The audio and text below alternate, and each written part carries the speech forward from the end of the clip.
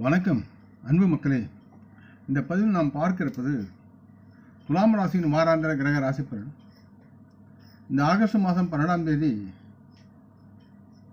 முதல் ஆகஸ்ட் மாதம் 18ஆம் தேதி வரை உள்ள துலாம் ராசி வாராந்திர கிரக ராசி பலன் பற்றி விரிவாக பார்ப்போம். இப்பதிவை பார்க்கும் கேட்கும் அன்பர்கள் யாவரும் லைக் செய்து சப்ஸ்கிரைப் செய்து பகிர்வது நலமாகும். துலாம் ராசி வாராந்திர ராசி பலன்.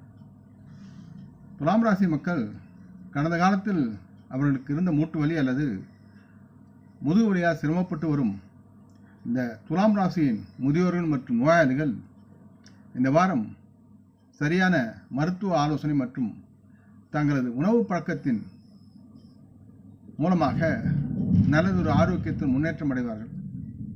இத்தகைய சூழ்நிலையில் இவர்களின் ஆரோக்கியமான உணவை இவர்கள் உட்கொள்வதோடு வழக்கமாக எடுத்துக்கொள்ளும் மருந்து மாத்திரைகள் மற்றும் யோகா பயிற்சியும் உடற்பயிற்சியும் செய்வது முக்கியமானதாக இருக்கும் என்பதை தெரிவித்துக் கொள்கிறேன்.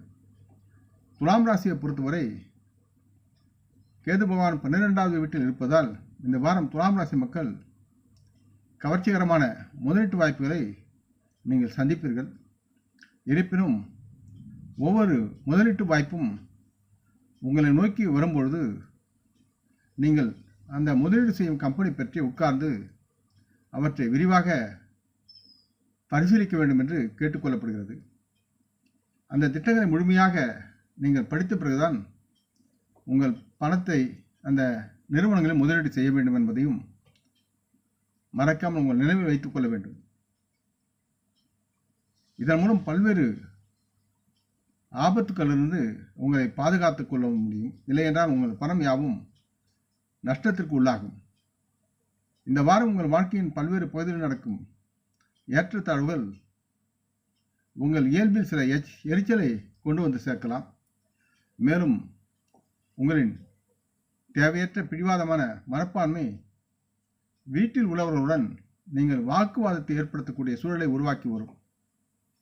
இது நீங்கள் விரும்பாவிட்டாலும் விரும்பினாலும் அவர்கள் மனதை புண்படுத்தும் என்பதை நீங்கள் மறக்க வேண்டாம்.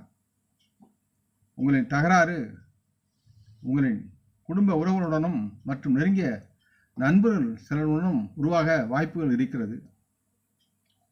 இந்த உங்களின் செயல் அவர்களை காயப்படுத்தக்கூடும் என்ற அச்சங்கள் உங்களுக்கும் இருக்கிறது.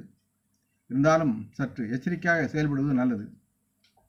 சனி பகவான் துலாம் ராசிக்கு 5ஆம் வீட்டில் சஞ்சரிப்பதால் வணிக வியாபாரம் செய்யும் துலாம் ராசி மக்களுக்கு இந்த வாரம் தாங்கள் செய்யும் வியாபாரத்தில் தொழிலில் வியாபார உயர்வு லாப உயர்வு தொடர்பான பல சுப வாய்ப்புகள் கிடைக்கும் என்று நம்பலாம். இதன் காரணமாக இந்த நேரத்தில் பல நல்ல விஷயங்கள் மீண்டும் மீண்டும் வந்து உங்களை மகிழ்ச்சிக்குள் உள்ளாக்கும். துலாம் ராசி மாணவர்களுக்கான இந்த வாரத்தின் கிரகநிலை அமைப்பு இந்த நேரம் உங்களுக்கு மிகவும் சாதகமாக இருக்கிறது என்பது தெளிவாக தெரிகிறது. இந்த நேரத்தில் நீங்கள் உங்களின் படிப்பு மற்றும் போட்டித் தேர்வுகளில் சாதகமான முடிவுகளை பெற முடியும் என்பதால் நீங்கள் உங்கள் படிப்பில் சற்று கவனமுடனும் அக்கறையுடனும் கல்வி கற்றல் இருக்க வேண்டும் என்று கேட்டுக்கொள்ளப்படுகிறது. இது உங்களுக்கு உங்களின் படிப்பில் நல்ல பலனை தரும். இதனால் உங்கள் ஆசிரியர்களும் உங்களை பெற்ற பெற்றோர்களும் உங்களை உச்சி முகர்ந்து பாராட்டுவார்கள். சக மாணவர்களுக்கு முன்னால் நீங்கள் பெருமையாக மதிக்கப்படுவீர்கள். மாணவர்களும் உங்களை நண்பராக பெறுவதில் மகிழ்ச்சி பெறுவார்கள்.